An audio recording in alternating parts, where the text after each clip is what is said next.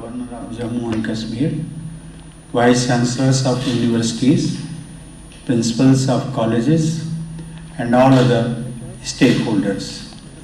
I am happy to address this conference on the implementation of the National Education Policy in Jammu and Kashmir, which used to be rightly called the paradise on earth. Through this conference, we must deliberate the methods and devise the ways to restore this region its glory using education as a tool. In my opinion, there could not be a better way to realize your dreams than through education. The National Education Policy, approved by the Union Cabinet in July 2020, is nothing short of a revolution. So far as Jammu and Kashmir is concerned, I have been meeting and interacting with the school children from the region at Rashtrapati Bhavan every year. In my own experience, I can say it with conviction that Jammu and Kashmir is a reservoir of extremely intelligent, talented, and innovative children. I feel that the implementation of the education policy will produce students with ignited minds, if I borrow this phrase of my illustrious predecessor, Dr. APJ Abdul Kalam. Such youth would unleash the hidden potential and take India to greater heights in future. Dear participants, the unfolding of India's growth story rests on the talent and energy of its youth. Our nation has an unprecedented demographic dividend, but it can be realized only if the young people constituting a substantial segment of the population become skilled, professionally competent, and above all, educated in the real sense. In this regard, the National Education Policy will prove to be a milestone. I firmly believe that education is the biggest catalyst for change and the youth is the most potent agent of social transformation. And whenever these two forces have come together, it has changed the course of history. Dear participants, Kalhan, the great Kashmiri scholar and poet, in his masterpiece Raj Tarangani, had said, I quote, learning, lofty homes, saffron, ice water, and grapes. Things that in heaven are difficult to find are common here, unquote. It is important to note that the learning figured first among the 5 things that he referred to. Jammu and Kashmir is a land of rich and diverse cultural traditions. From Hinduism to Buddhism to Sufi Islam, all faiths and beliefs have found home in the cultural ethos of this land.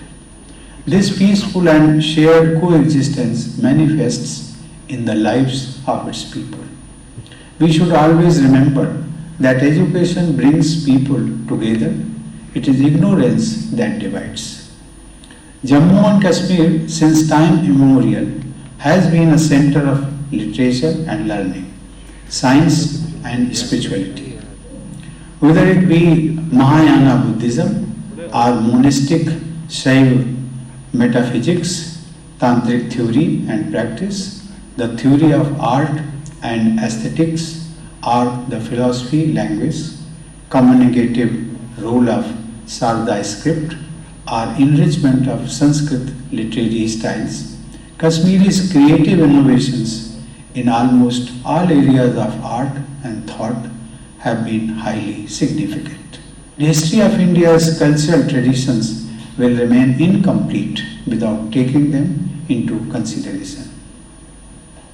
It is not at all surprising, therefore, that Kashmir became a favored place for the pan-Indian intellectual community and also for scholars from other countries. to gather here and interact on issues related to different disciplines and fields of knowledge. The quest for knowledge was uplifted by the serene Himalayan surroundings, turning it into a quest for the meaning of life. I feel that a land with such a great and shining past should strive hard to add new chapters of excellence and achievements to its history. I wonder why the land of such scholarly accomplishments cannot walk along with the rest of the world on the path of progress and academic excellence. If we want to ensure that our children and youth excel in life, we have to ensure value-based education for them. To understand your value system, you need to understand your roots, your tradition, and rich cultural heritage. This understanding cannot be complete without taking your mother tongue into consideration. In this context, I feel the national education policy has done a great service. The most encouraging feature of the policy is that it adheres to the cultural ethos of each region. The three-language formula, which is envisioned in the policy, is of immense significance and can promote multilingualism as well as national unity.